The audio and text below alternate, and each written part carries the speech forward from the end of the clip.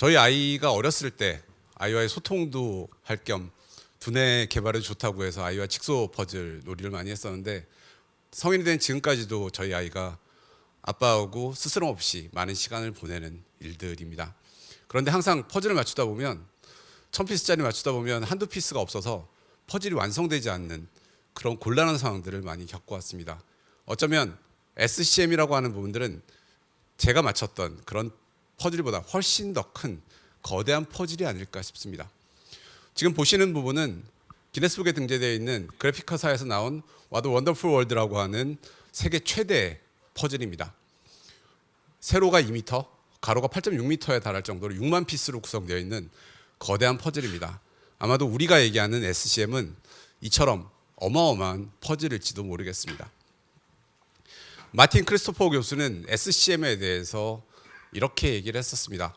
기업의 경쟁력 강화를 하기 위해서 공급망 전체를 조정하고 최적화하는 과정이다. 정말 잘 설명하고 있는 내용이지만 언뜻 들어보고 잘 생각해보고 저희가 실제로 경험해보면 SCM은 진짜 어렵다라는 얘기들을 설파하고 있다라고 생각이 됩니다. 제가 AI한테 물어봤습니다. SCM이라고 하는 거대한 퍼즐에서 고민하고 있는 나에게 마틴 크리스토퍼 교수가 조언을 해주는 모습은 어떤 모습일까? 라고 했더니 AI가 이런 그림을 그려줬었습니다. 아마도 SCM이라는 거대한 퍼즐을 맞춰왔던 대표적인 산업군이 자동차 산업일 겁니다. 사실 저희가 알고 있는 지트나 최근에는 지트에 어느 정도 교정된 지스나 여러 가지 형태로 변화하고 있는 부분들은 굉장히 중요한 SCM 역사에서 중요한 부분들을 차지하고 있습니다. 하지만 이들 역시도 최근에 팬데믹 사태에서 반도체 부족으로 인해서 도요타 역시 G2로 진행하면서 자동차 출하가 어려운 상황들을 겪었고, BMW의 경우에는 아마도 몇 해 전 굉장히 기사로 많이 다뤄졌던 빈번한 화재 사고의 원인으로 지적되었던 부분들은 그 EGR 쿨러에서 발생했던 문제인데, 이 역시도 글로벌 공급망에서 진행됐던 품질 관리의 맹점으로 지적되고 있었습니다. 그럼에도 불구하고 여전히 SCM이라고 하는 화두를 가장 잘 활용하고 있는 자동차 산업에 해당되는 부분들일 것입니다. 그렇다면 아이마키코는 원래 예전에 삼성그룹에서 같이 일했었고, 저희와 가장 오랫동안 일했던 삼성전자의 사례를 한번 보도록 하겠습니다.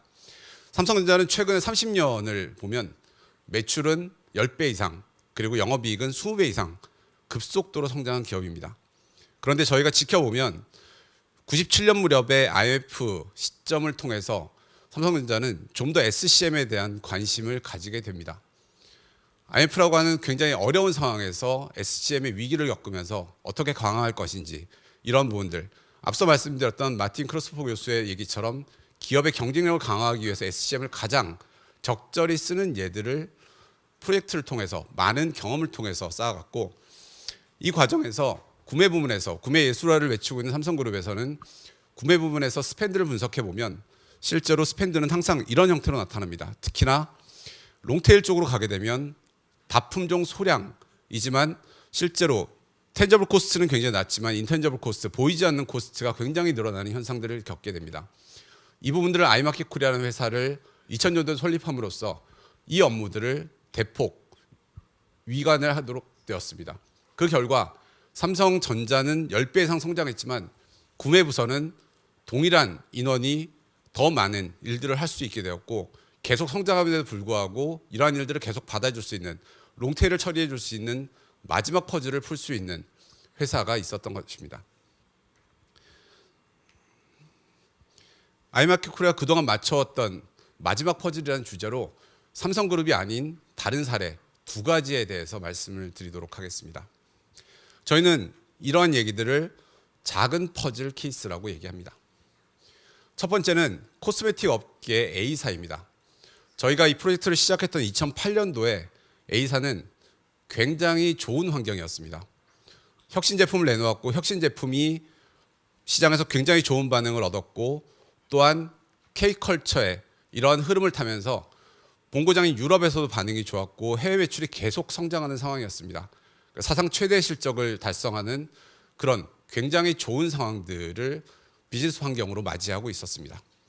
그런데 그 과정에서 고민을 하고 있었던 부분들은, 그렇다라고 하면 우리가 해외에서 계속 매출이 늘어나면 글로벌 공급망은 어떻게 할 것이며 방문 판매로 성장했던 우리 회사는 어떻게 유통 채널들을 강화할 것이며 유통 채널이 강화되면 거기에 따른 물류는 어떻게 구성할 것인가, 그리고 거기에 제품을 적시에 공급하기 위해서 생산을 효율적으로 어떻게 올릴 것인가, 이러한 굉장히 많은 고민들을 가져가고 있었습니다. 뿐만 아니라 그렇게 성장하는 과정에서 회사는 내부적으로 관리에 어려운 이런 문제에도 봉착하고 있었습니다. 그래서 A사가 생각했던 6가지 큰 퍼즐이 있습니다. 하지만 제가 오늘은 큰 퍼즐이 아니라 작은 퍼즐을 말씀드릴 거기 때문에 큰 퍼즐은 간단하게만 말씀드리고 넘어갈 거고요. 사실 앞서 했던 그 성공을 계속 이어가기 위해서 시장 친화적인 혁신 제품들을 계속 만들어내는 쪽에 관심을 가지고 연구개발 쪽에 집중을 했습니다. 또한 글로벌 시장을 두드리기 위해서 프랑스와 중국에서도 생산을 시작을 했고, 뿐만 아니라 국내에 흩어져 있던 생산들을 다 모아서 스마트 팩토리를 구성하고 스마트 팩토리에서 나온 제품들이 유통 채널을 통해서 원활히 흐를 수 있도록 물류 혁신들을 가져가는, 물류센터를 새로 만드는 이러한 과정들을 가져가고 있었습니다. 이때 작은 퍼즐, 아이마켓 코리아에 맡겨진 작은 퍼즐들은 사실상 현장에서 아무리 좋은 제품들이 SCM에 의해서 공급이 되고 하더라도 영업 현장에서는 아이마켓 코리아가 공급하는 소모품들이 없으면 사용하기 어려운 부분들이 있습니다. 그 포장 가방이 없다거나 아니면 화장솜, 이러한 부분들이 적시에 공급되지 않으면 영업 활동에 지장을 주기 때문에 그러한 부분들을 어떻게 해결할 것인가, 그리고 혁신 제품을 만들기 위해서 연구소에서는 어떻게 연구에 집중할 수 있도록 다른 업무들, 구매 업무나 이런 부분을 신경 쓰지 않을 수 있을 것인가, 그리고 물류센터 역시 물류 업무에 집중할 수 있는 부분들에 대한 고민들이 있었고, 이러한 부분들이 아이마켓 코리아에 맡겨진 마지막 퍼즐들이었습니다. 그중에서 저희가 가장 어려웠던 퍼즐, 연구소 자재에 대한 부분을 집중적으로 말씀을 드리겠습니다. 저희가 프로젝트를 시작할 때 연구소 쪽에 인터뷰를 해봤을 때 구매부서와 연구지원부서 그리고 연구원분들은 각각 조금씩 비슷하지만 다른 말씀을 하셨습니다. 구매부서나 연구지원부서는 연구원들이 어떻게 구매하는지 모르겠어요. 도대체 어떻게 사고 있는 걸까요? 라고 하는 이야기들을 하셨고, 연구지원부서나 연구원분들은 연구에 지장이 없도록 모든 것이 흘러가야 됩니다. 라는 말씀들을 하셨어요. 이러한 부분들을 봐서 저희가 이슈 디파인을 하게 되었는데, 첫 번째로 본 부분들은 과거 한 20년 동안 구매 데이터가 전혀 없었습니다. 데이터 없이 구매하고 계셨던 부분들이고, 역시 프로세스 역시 없어서 연구원분들이 필요하다라고 하면 법인카드로도 구매하실 수 있었던 이런 현상들이 있었고요. 그리고 각 랩실별로 재고를 가져가다 보니까 과다 재고, 불용 재고의 문제들을 가지고 있었습니다. 뿐만 아니라 화관법, 화평법은 강화되고 있었는데 전혀 관리되고 있지 않아서 이러한 리스크가 연구소가 완전히 노출되어 있는 이런 상황들이었습니다. 좀 더 디테일한 부분들을 들여다봤을 때는 구매 데이터를 저희가 오프라인 데이터들을 다 모아서 분석을 하고 22만 건의 법인카드 데이터까지 분석을 해봤는데, 동일한 품목인데 11개 공급사가 공급을 하고 있는 현상이 있었고요. 최대 67%로 비싸게 사고 있는 부서가 있었습니다. 사실은 그 당시 랩실이 딱 11개였습니다. 각자 마음대로 사고 있었다는 것이죠. 물론 이해는 됩니다. 그 전에 대학교에서 구매하셨거나 아니면 그 전 직장에서 구매하셨던 좀 더 나하고 소통이 잘 되는 공급사들을 선택하고 있었던 이런 부분들이 있었던 것입니다.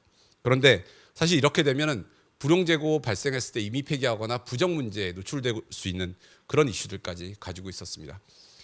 저희가 생각한 솔루션들은 모든 데이터들을 오프라인 데이터나 데이터가 없는 상태가 아닌 실제로 사용할 수 있는 표준화된 데이터로 바꾸는 과정들이었고, 바꾼 것들은 구매 시스템에 전부 담는 이러한 과정들을 첫 번째로 진행을 해서 공급사를 통합해서 모든 품목들, 한 품목은 하나의 공급사, 하나의 가격으로 저희가 구성을 하게 되었습니다.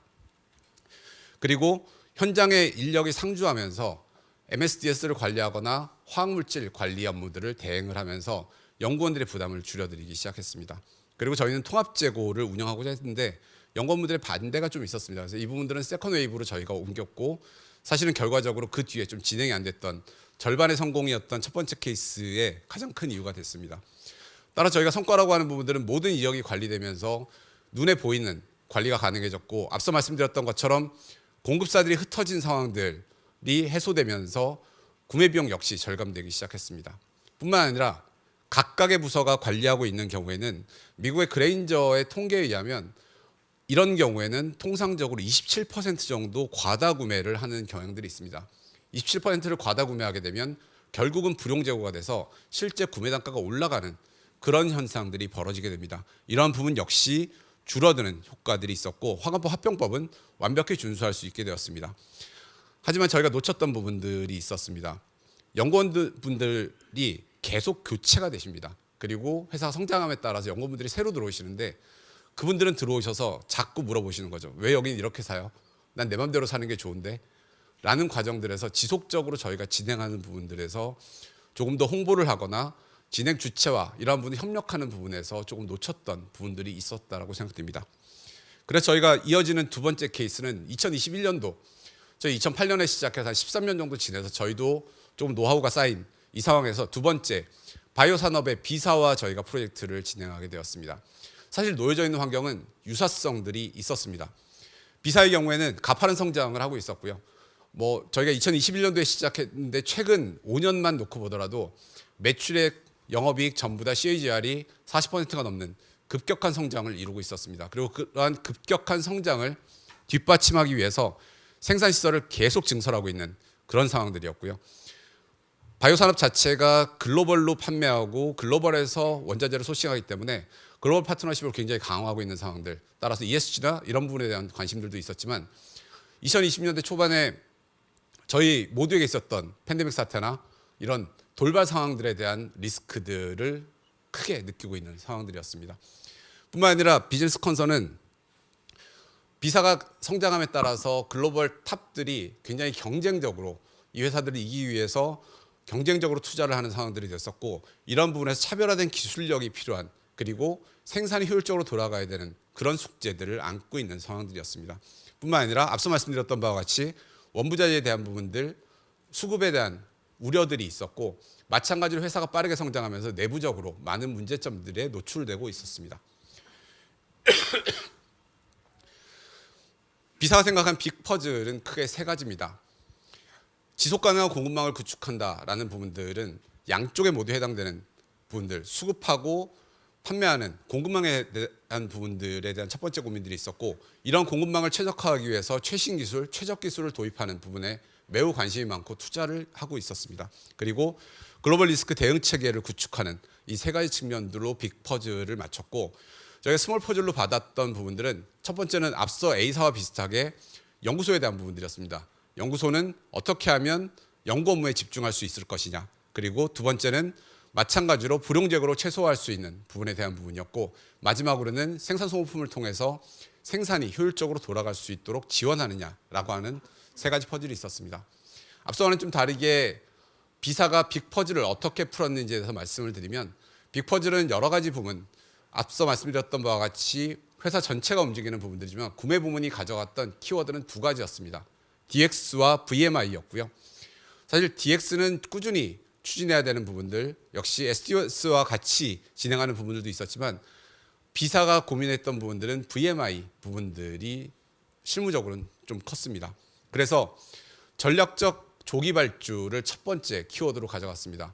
대체로 조기 발주를 진행했을 경우에는 구매 입장에서는 협상력이 커지거나 단가를 낮출 수 있는 그런 강점들이 있는 반면 도리어 이로 인해서 재고가 늘어나거나 리스크에 노출되는 어려운 점들도 가져갈 수 있었습니다. 하지만 비사는 발주 시기를 12개월에서 18개월로 확대해서 진행을 했고 이를 위해서 생산 일정이나 이런 부분들을 앞단에 있는 선행 프로세스들을 전부 다 조정을 했습니다. 그리고 내부적으로 그러한 부분들을 소통할 수 있는 프로세스까지 다 건드렸고요. 그리고 전략적으로 조기 발주했기 때문에 재고가 쌓일 수 있는 부분에 대해서 재고 관리를 최적화하는 부분들을 진행을 했습니다. 간단하게 보이지만 매트릭스 형태로 해서 리드 타임과 그리고 불확실성 두 가지 기준으로 매트릭스를 4분면으로 나누고 카테고리별로 전략들을 나누기 시작했습니다. 그리고 안전재고 부분들을 운영하는 부분에 있어서 ERP와 전부 다 싱크를 맞추는 그런 작업들을 진행을 했고 예측 기반에 대한 부분들 계속 강화하고 최근에도 새로운 로직들을 계속 추가하면서 안전재고를 좀 더 정확하게 하는 세 가지 방향으로 구매는 빅퍼즐을 풀고 있었습니다. 그렇다면 아이마켓 코리아가 받았던 이 세 가지 퍼즐들은 앞서 A사의 사례와 달리 B사에는 세 가지 사례가 모두 맞물려 있는 부분들이 있었습니다. 하지만 마찬가지로 저희가 구매부서와 연구원들하고 얘기했을 때는 앞서 A사와 비슷한 답변들이 나왔지만 저희가 팩트 베이스로 내용을 분석해 보면 구매 볼륨 자체는 연구소에 사용하고 있는 자재는 5%에 불과했습니다. 여기서 보시면 원자재가 65%인데 원자재는 실제로 거기에 발생하는 발주 빈도는 22%밖에 되지 않지만 도리어 랩에서 사용하고 있는 것은 48%, 배 넘게 많은 발주 빈도를 가지고 있었습니다. 바이오 회사 같은 경우는 모든 자재의 경우에는 발주에 대한 업무뿐 아니라 화학물질 관리나 수반되는 업무들이 굉장히 많습니다. 따라서 그만큼 원자재 이상의 부하가 걸리고 있는 그런 상황이라는 부분을 볼 수 있었고요. 그리고 실제로 팬데믹 사태에서는 한 달 기다리는 상황이 아니라 6개월씩도 기다리는, 그럼 6개월 기다리게 되면 연구과제 자체가 거의 진행이 안 되는 그런 어려움까지 겪게 되는 문제들을 안고 있었습니다. 그래서 저희가 비사 구매와 같이 준비했던 부분들은 솔루션으로는 첫 번째로 랩 소모품 구매 프로세스는 간소화를 타겟으로 진행했습니다. 우측에 보이는 부분들이 저희가 좀 요약해서 9단계로 나눠봤는데 코드 등록에서부터 화학물질 평가에서 최종적으로 창고 보관까지 가는 9단계에서 기존에는 한 단계를 제외하고 8단계를 비사에 직접 하고 있었습니다. 그리고 단순한 단계가 아니라 화학물질 평가나 이런 부분들이 손이 굉장히 많이 가는 부분들이고 오류가 생기면 안 되는 일이어서 업무 부하가 많이 걸렸던 부분들인데 이거를 저희가 프로세스를 바꾸면서 전체적으로 8단계 중에 가장 간단한 3개 단계를 빼고 3개의 단계만 남기고 단계들을 전부 없앴습니다. 따라서 8단계가 3단계로 줄어드는 효과들을 가져왔고 저희가 구매 요청 같이 불필요하다고 보여주는 단계들은 아예 없앴고요. 그리고 저기에서 가장 어려움을 겪고 있었던 창고 보관에 해당되는 부분들은 아이마켓 코리아가 창고를 전용 창고를 지어서 전부 다 흡수를 했습니다. 전용 창고를 저희가 김포에 지었고 전용 창고는 냉동, 냉장, 콜드체인 시스템을 갖추고서 아무래도 바이오에 사용되는 자재들은 온도가 굉장히 민감합니다. 그래서 실제로 배송되는 부분에 온도 트래킹까지 다 진행을 하면서 완벽한 콜드체인 형태로 해서 진행을 했습니다. 따라서 연구실에서 각자 가지고 있었던 재고는 불필요해져서 대폭 감소되는, 불용 재고는 거의 100억 가까이 줄어드는 효과들을 가져갔습니다. 마찬가지로 저희가 현장 인력을 상주하면서 화학물질을 대행해서 관리를 하고 있었습니다. 실제로 연구원들이 느끼는 편의성은 굉장히 높아졌고 거기에서 나타난 효과들을 제외하고 정량적으로 매우 보수적으로 본 숫자만 넣고 봤을 때 관련 인력들은 55%가 최적화가 됐습니다. 그리고 비용 절감 부분은 최소 13억 정도가 절감이 됐는데 이 부분은 그전에 직접 관리하면서 발생했던 불용재고 100억에 달하는 불용재고에 대한 부분들을 다 제외하고 연구원들의 편의에 의해서 연구원들이 연구에 집중할 수 있다는 효과들을 다 제외하고도 13억이 절감되는 효과들을 얻으셨고요. 마지막으로는 리드타임 단축인데 기존에 평균적으로 30일 걸리던 게 하루로 줄어들었습니다. 왜냐하면 저희는 미리 선발주에서 저희 창고에 다 가지고 있었기 때문이죠. 두 가지 사례를 말씀드렸는데 저희가 앞서 연구원들의 편의성이나 이런 부분들을 놓쳤던 부분들을 저희 실행부서와 지속적으로 커뮤니케이션하면서 계속 홍보하고 이러한 부분들을 알리고 또 다음 단계로 나가는 부분들에 대해서 비전을 제시하면서 두 번째 단계는 좀 더 좋은 효과들을 얻을 수 있었습니다. 저희가 이러한 마지막 퍼즐을 찾았던 여정에 대해서 말씀을 드리겠습니다. 저희는 이 단계들을 Find, Save, Keep 세 가지 단계로 얘기하려고 합니다. 첫 번째 Find 단계는 모든 건 데이터 기반으로 봐야 되는 부분입니다. 제가 아이마켓 코리아에서 지금까지 한 200건 이상의 프로젝트를 PM을 했었는데 잘된 프로젝트도 있었고 안 된 프로젝트도 있었겠지만 모든 프로젝트의 기본은 데이터를 확보하는 것이었습니다. 데이터가 확보돼야지만 DX로 넘어갈 수 있는 것입니다. 그래서 저희가 대신하든 데이터에 집중해서 진행을 했고 다음에 세이브 단계로 들어가서 어떻게 비용을 절감하거나 효율화할 것이냐라고 하는 따지는 부분에서는 우리가 이슈를 정확하게 파악하고 이슈를 기반으로 솔루션의 방향을 설정했습니다. 그런데 여기서 중요한 부분들은 직접 할 것이냐 아니면 맡길 것이냐라고 하는 어느 쪽이 더 필요한지, 맡긴다라고 하면 협력을 강화해서 가는 부분에 대해서 고민을 하고 진행하셔야 되는 부분들이 있습니다. 그리고 마지막 킵입니다. 아이마켓 코리아는 실제로 고객분들의 큰 퍼즐에서 작은 퍼즐들을 맞추면서 느꼈던 부분들은 마지막에 작은 실행이 중요하고 그 실행을 하는 조직이 저희였기 때문에 이게 얼마만큼 보이지 않지만 중요하다는 걸 알고 있습니다. 그래서 킵 단계가 제일 중요한 부분들인데 고객과 일을 맡긴 고객과 아이마켓 코리아는 성과 지표를 정확하게 설정하고 이거를 지속적으로 트래킹합니다. 그리고 지속적으로 협력하고 이 내용에 대해서 계속 공유하면서 고객과 함께 갈 수 있는 이 부분들이 킵의 가장 중요한 부분이라고 생각됩니다. 그리고 현재 할 수 없는 부분들은 향후에 기술을 적용하더라도 단계적으로 세컨드 웨이브 계속해서 넘어가는 부분들이 중요하다고 생각됩니다. 앞서 말씀드렸던 비사의 사례는 이제는 랩실 앞에서 바로 저희가 비전 센싱을 이용해서 재고를 무인으로 관리하는 이런 부분들을 테스트한다거나 아니면 향후에 저희 역시 불용 재고에 대한 리스크를 줄이기 위해서 AI를 적용해서 포캐스팅을 좀 더 정교화하는 이런 다음 단계 프로젝트들로 진행이 되고 있습니다. 이런 고민이 있으실 때 아이마켓콜한테 맡기시라고 말씀드리는 건 아닙니다. 직접 하시더라도 이런 파인드와 세이브, 킵 세 가지 단계를 통해서 가신다면 큰 SCM이라는 퍼즐에서 나중에 작은 퍼즐 한두 개가 부족해서 원하셨던 전체 그림이 나오지 않는 그런 일들은 겪지 않으실 거라고 생각됩니다. 오늘 이것으로 마치겠습니다. 감사합니다.